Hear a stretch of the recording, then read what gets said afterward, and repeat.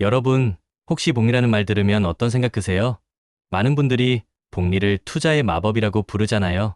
시간이 돈을 불린다는 그 엄청난 효과 때문에 다들 복리에 열광하는데 사실 이 복리라는 게 우리를 복리의 늪에 빠뜨리기도 한다는 거 혹시 알고 계셨나요?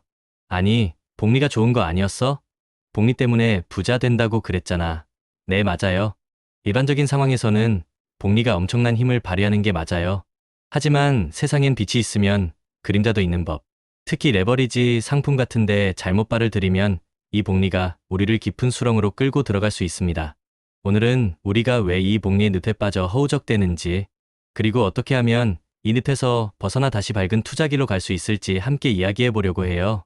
자, 먼저 복리 효과가 우리에게 칼날로 돌아오는 음의 복리 효과에 대해 알아볼까요? 이게 정말 무서운 건데 많은 분들이 간과하고 계세요.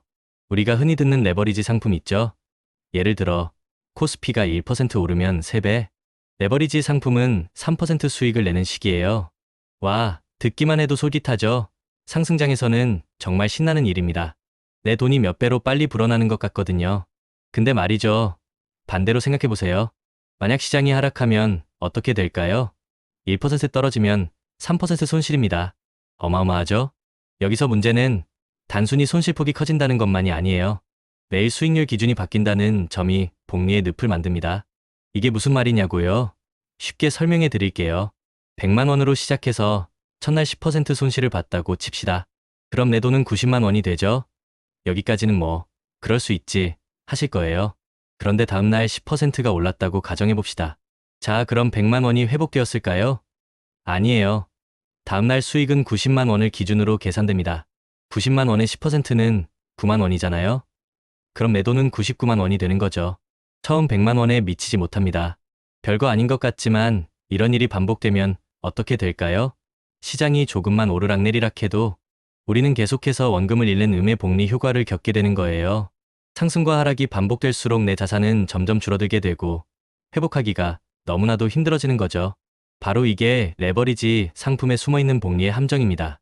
실제로 이런 이유로 큰 손실을 본 투자자분들의 민원 사례가 정말 많아요. 분명히 시장은 제자리 걸음을 했는데 내 계좌는 왜 이렇게 박살났지? 바로 이 음의 복리 효과 때문입니다. 투자 상품에 대한 충분한 이해 없이 뛰어들었을 때 발생할 수 있는 가장 흔하고도 위험한 문제입니다. 자, 그럼 이런 복리의 늪에 빠지지 않으려면 어떻게 해야 할까요? 몇 가지 중요한 투자 시 유의사항을 꼭 기억해야 합니다. 첫째, ETN 상장지수 증권 같은 복잡한 상품은 특히 조심해야 해요. ETN은 특정 지수의 수익률을 추종하지만 발행 규칙에 따라 구조가 복잡하거나 안정성이 떨어질 수 있습니다. 어떤 지수를 따라가는지, 구조는 단순한지, 그리고 누가 발행하는 상품인지 등등 꼼꼼하게 따져봐야 해요. 약속된 수익률만 보고 덥석 투자했다가는 큰 코 다칠 수 있습니다. 복리의 함정은 이런 복잡한 상품에 더욱 깊게 숨어 있으니까요. 둘째, 모든 투자 상품은 상품 구조 및 리스크를 미리 점검하는 습관을 가져야 합니다. 우리가 새 차를 사도 옵션이랑 안전기능 다 따져보잖아요. 투자 상품은 내 소중한 자산이 걸린 일인데 대충 알아보고 투자하는 건 정말 위험한 행동이에요. 복리라는 말의 달콤함 뒤에 숨겨진 위험을 반드시 확인하세요. 셋째, 분산 투자와 장기 투자는 기본 중의 기본입니다. 한 바구니에 모든 달걀을 담지 말라는 말이 괜히 있는 게 아니죠. 특정 상품에 모든 자산을 몰빵하면 그 상품이 흔들릴 때 내 모든 자산이 위험해집니다. 여러 곳에 나눠 투자해서 혹시 모를 위험에 대비해야 해요. 그리고 단기적인 시장 변동에 일희일비하지 않고 긴 호흡으로 꾸준히 투자하는 것이 중요합니다. 복리의 마법은 장기 투자에서 진정으로 빛을 발하는 법이니까요. 절세 계좌를 활용해서 복리 효과를 극대화하는 것도 아주 좋은 전략이 될 수 있습니다. 결국 복리의 늪에서 벗어나려면 투자 교육이 정말 중요합니다.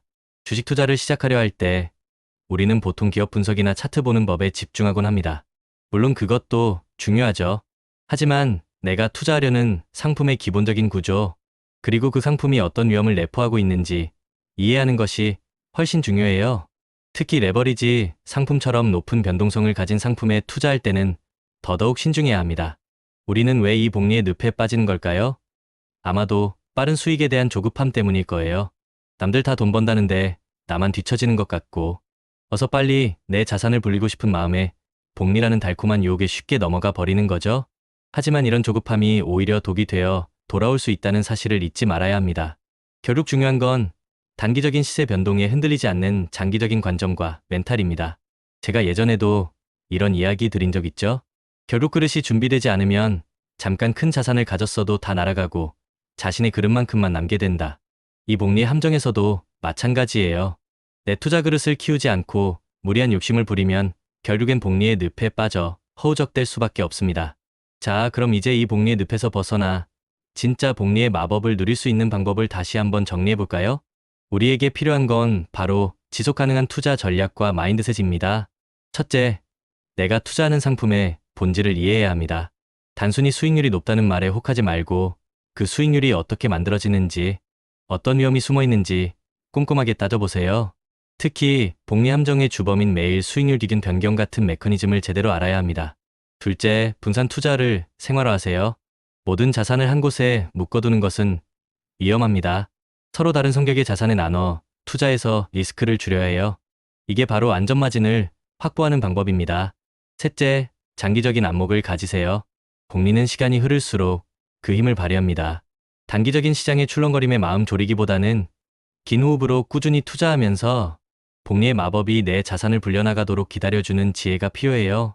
넷째, 꾸준히 투자 공부를 해야 합니다. 세상은 계속 변하고 새로운 투자 상품이 쏟아져 나와요. 복리의 함정에 빠지지 않으려면 나 자신을 지키는 가장 좋은 방법은 바로 지식입니다. 끊임없이 배우고 탐구하면서 내 투자 근육을 키워나가야 해요. 다섯째, 자신만의 투자 원칙을 세우고 지키세요. 감정에 휩쓸리지 않고 내가 정한 원칙대로 투자하는 것이 중요합니다. 복리의 늪은 보통 감정적인 판단 때문에 빠지게 되는 경우가 많아요. 이 원칙이 바로 나를 지켜줄 든든한 방패가 될 겁니다. 여러분, 투자는 마라톤과 같습니다. 단거리 경주처럼 처음부터 전력 질주하다가는 쉽게 지쳐 포기하게 됩니다. 꾸준히 그리고 지혜롭게 복리의 힘을 이해하고 활용한다면 우리는 분명히 원하는 목표에 도달할 수 있을 거예요. 복리의 늪에 빠져본 경험이 있으시다면 그걸 실패라고 생각하지 마세요. 소중한 학습 경험이라고 생각하고 다시 일어서면 됩니다.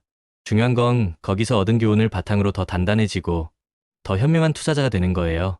우리는 시간이라는 최고의 무기를 가지고 있습니다. 그리고 장기 투자는 이 시간을 가장 효과적으로 활용하는 방법이죠. 거대 자본이 따라올 수 없는 우리만의 강력한 투자 전략입니다. 그러니까 지금 이 순간부터는 복리의 늪에 대한 두려움보다는 복리의 마법을 어떻게 하면 잘 활용할 수 있을지에 집중해봐요.